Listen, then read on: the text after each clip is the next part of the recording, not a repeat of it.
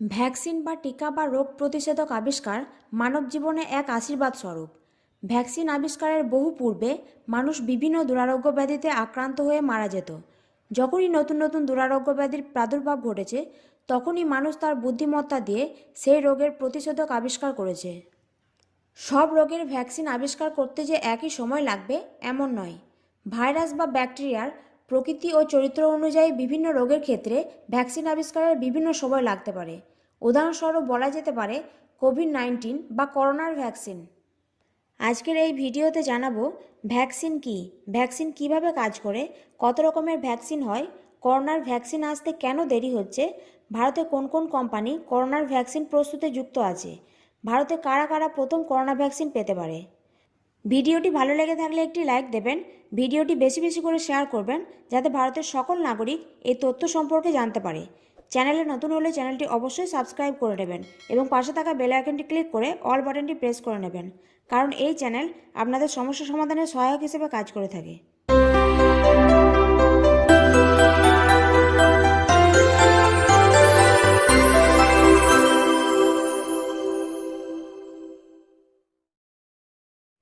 Vaccine কি? Vaccine হলো এমন একটি পদার্থ বা বস্তু বা কেমিক্যাল যা রোগ প্রতিরোধ ক্ষমতা বৃদ্ধি করে। আমাদের শরীরে রোগ প্রতিরোধ ক্ষমতা থাকে, কিন্তু নির্দিষ্ট বা নতুন কিছু ভাইরাস বা ব্যাকটেরিয়া শরীরে আক্রমণ করলে তাদের প্রতিরোধ করার ক্ষমতা শরীরে থাকে না বা কম থাকে। তখন প্রয়োজন হয় ভ্যাকসিন। শরীরের মধ্যে যেমন রেসপিরেটরি সিস্টেম বা অন্যান্য সিস্টেম থাকে, তেমনি শরীরের মধ্যে ইমিউনিটি সিস্টেম থাকে। ভ্যাকসিন ইমিউনিটি সিস্টেম বা রোগ প্রতিরোধ ক্ষমতার কার্যকারিতা বাড়িয়ে দেয়। অনেক সময় দেখা যায় মানবদেহে স্বতঃস্ফূর্ত রোগ প্রতিরোধ ক্ষমতা থাকে বা বৃদ্ধি পায়, একে অ্যাক্টিভ ইমিউনিটি বলা হয়। আবার যখন কোনো ভ্যাকসিন দ্বারা রোগ প্রতিরোধ ক্ষমতা বৃদ্ধি করা হয়, তখন একে অ্যাক্টিভ ইমিউনিটি বা অ্যাডাপটিভ ইমিউনিটি বলা হয়। আবার যখন কারো শরীরে আগে থেকে অ্যান্টিবডি বিদ্যমান, তখন সেই শরীর থেকে অ্যান্টিবডি সংগ্রহ করে অন্যজনের শরীরে প্রবেশ ঘটিয়ে তার রোগ প্রতিরোধ ক্ষমতা বৃদ্ধি করা হয়, একে প্যাসিভ ইমিউনিটি বলা হয়। ভ্যাকসিন কিভাবে কাজ করে? ভ্যাকসিন হলো ভাইরাস বা ব্যাকটেরিয়ার অংশ, যাকে প্যাথোজেন বলা হয়। এই প্যাথোজেনের সাথে অ্যান্টিজেন জুড়ে থাকে। ভ্যাকসিনেশন বা টিকাকরণ প্রক্রিয়া হলো এই অ্যান্টিজেনকে মানব শরীরে প্রবেশ ঘটাতে হবে। এই অ্যান্টিজেনের প্রভাবে শরীরে অ্যান্টিবডি তৈরি হবে, যা রোগ প্রতিরোধ করতে সক্ষম হবে। এছাড়াও শরীরে কিছু মেমোরি সেলের সক্ষমতা বৃদ্ধি পাবে, যারা অ্যান্টিবডিকে সঞ্চিত করে রাখতে পারবে, যাতে শরীর সঞ্চিত অ্যান্টিবডিকে কাজে লাগিয়ে দীর্ঘদিন বা সারা জীবন রোগ প্রতিরোধ করতে পারে। এভাবে শরীরকে রোগ প্রতিরোধ শক্তি অর্জন করিয়ে দেওয়ার প্রক্রিয়াকে ভ্যাকসিনেশন বলা হয়। কত রকমের ভ্যাকসিন হয়? Live attenuated vaccine. এই প্রকারের ভ্যাকসিন দুর্বল জীবিত প্যাথোজনকে শরীরের প্রবেশ ঘটিয়ে শক্তিশালী অ্যান্টিবডি তৈরির মাধ্যমে শরীরের রোগ প্রতিরোধ ক্ষমতা বৃদ্ধি করে। এই প্রকার ভ্যাকসিনের ডোজ একটি বা দুটি হতে পারে, যেমন রুবেলা ভ্যাকসিন, মাম্পস ভ্যাকসিন ইত্যাদি। Inactive vaccine. এই প্রকারের ভ্যাকসিন মৃত প্যাথোজেনকে শরীরে প্রবেশ ঘটিয়ে শক্তিশালী অ্যান্টিবডি তৈরির মাধ্যমে শরীরের রোগ প্রতিরোধ ক্ষমতা বৃদ্ধি করে।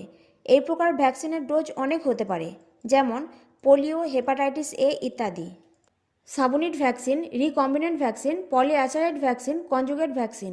ভ্যাকসিনগুলো আলাদা আলাদা, কিন্তু পদ্ধতিগুলো একই রকম। এই প্রকারের ভ্যাকসিন প্যাথোজেনের সাথে যুক্ত অ্যান্টিজেনিক অংশকে শরীরে প্রবেশ ঘটিয়ে শক্তিশালী অ্যান্টিবডি তৈরির মাধ্যমে শরীরে রোগ প্রতিরোধ ক্ষমতা বৃদ্ধি করে, যেমন হেপাটাইটিস বি, ইনফ্লুয়েঞ্জা ইত্যাদি। DNA vaccine. এই প্রকারের ভ্যাকসিন এখনও পরীক্ষা স্তরে রয়েছে। করোনার ভ্যাকসিন আসতে কেন দেরি হলো? বিশ্বকে আজ করোনার মহামারী গ্রাস করেছে।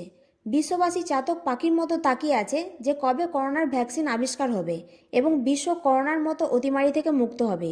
যেভাবে করোনা আক্রান্ত ও করোনার মৃত্যু হচ্ছে, তাতে খুব শীঘ্রই আমাদের করোনার ভ্যাকসিন দরকার। চাইলেই তো আর ভ্যাকসিন পাওয়া যাবে না।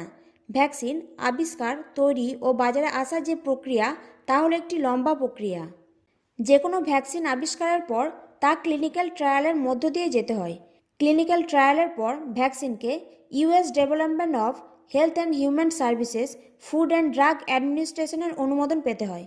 অর্থাৎ প্রথম ধাপ হলো ভ্যাকসিন আবিষ্কার, দ্বিতীয় ধাপ হলো ক্লিনিক্যাল ট্রায়াল, তৃতীয় ধাপ হলো মূল্যায়ন, আর চতুর্থ ধাপ হলো অনুমোদন। কিন্তু জরুরি ভিত্তিতে মানুষের স্বার্থে যদি ভ্যাকসিন বাজারে আনতে হয়, তাহলে প্রস্তুতকারক সংস্থাগুলিকে একটি বিশেষ প্রক্রিয়ার মধ্য দিয়ে যেতে হয়। করোনা ভ্যাকসিন হলো একটি জরুরি ভিত্তিক ভ্যাকসিন। এখন প্রস্তুতকারক সংস্থাগুলিকে একটি দরখাস্ত দিতে হবে, যাতে need youth authorisation for Covid vaccine urgent লিখতে হবে। ভারতের কোন কোন কোম্পানি করোনার ভ্যাকসিন প্রস্তুতে যুক্ত আছে? ইউকের 91 বছর বয়সী মার্গারেট কিনানকে কোভিড-19 ভ্যাকসিনে প্রথম ডোজ প্রয়োগ করা হয়, যেটি আমেরিকা ভিত্তিক বৃহৎ ফাইজার ফার্মাসিউটিক্যালস কোম্পানি প্রস্তুত করেছিল। যেসব বিদেশি কোম্পানি করোনার ভ্যাকসিন প্রস্তুতে দৌড়ে সামিল আছে সেগুলি হলো Roche, Novartis, Johnson and Johnson, Pfizer. Vaccine প্রস্তুতের দৌড়ে ভারতও পিছিয়ে নেই। যেসব ভারতীয় কোম্পানি করোনা ভ্যাকসিন প্রস্তুতের দৌড়ে সামিল আছে সেগুলি হলো Bharat Biotech, Zydus Cadila, Indian Immunological Limited, Panacea, Mindvax, Serum Institute of India, Biological Limited. Serum Institute of India হলো বৃহত্তম ভ্যাকসিন প্রস্তুতকারক সংস্থা। এ যাবৎ 1.5 বিলিয়নেরও বেশি ভ্যাকসিন প্রস্তুতের রেকর্ড তার দখলে রয়েছে। কিন্তু কোভাক্সিন নামক যে করোনা ভ্যাকসিনটি প্রস্তুত করেছে ভারত বায়োটেক নামে ভারতীয় কোম্পানি, সেটির ক্লিনিক্যাল ট্রায়ালের অনুমোদন মিলেছে। ভারতে কারা কারা প্রথম ভ্যাকসিন পেতে পারে? প্রশ্নটা শুনে অনেকটা অবান্তর বলে মনে হতে পারে। ভারতীয় সকল নাগরিকেরই ভ্যাকসিন পাওয়ার অধিকার রয়েছে, কিন্তু করোনার ভ্যাকসিনের বিষয়টা একটু আলাদা। চাহিদার তুলনায় হয়তো করোনা ভ্যাকসিন পর্যাপ্ত নয়, বা প্রস্তুতকারক সংস্থাগুলি পর্যাপ্ত ভ্যাকসিন উপলব্ধ করাতে পারছে না। তার সামাজিক প্রয়োজনে অগ্রাধিকারের ভিত্তিতে কিছু মানুষকে টার্গেট বানানো হয়েছে। কেবলমাত্র সেই সব মানুষগুলোকে প্রথম ভ্যাকসিন দেওয়ার কথা ভাবা হচ্ছে। ন্যাশনাল এক্সপার্ট গ্রুপ ভ্যাকসিনের হিসাব অনুযায়ী যাদের করোনা ভ্যাকসিন দেওয়া হবে তারা হলো 1 কোটি health care workers, 2 crore frontline workers including the police and arm forces, 26 crore above the age of 50 years, 1 crore below the age of 50 years. National expert group vaccine অ্যাডমিনিস্ট্রেশনের চেয়ারম্যান প্রস্তাব দেয় যে শিক্ষকদেরও অগ্রাধিকারের তালিকায় অন্তর্ভুক্ত করা উচিত। এবার দেশ জুড়ে রাজ্য ও কেন্দ্রশাসিত অঞ্চলে করোনার টিকাকরণ প্রক্রিয়ার মহড়া বা ড্রাই রান চালু হয়। জরুরি ভিত্তিতে টিকা ব্যবহারের ছাড়পত্রের আবেদন করেছে 3টি সংস্থা: ফাইজার, ভারত বায়োটেক ও সিরাম ইনস্টিটিউট। ফাইজারের টিকা ব্রিটেনে ছাড়পত্র পেয়েছে, যার ভিত্তিতে এদেশে পরীক্ষামূলক প্রয়োগ না করেই টিকা ব্যবহারের ছাড়পত্র চেয়েছে ফাইজার।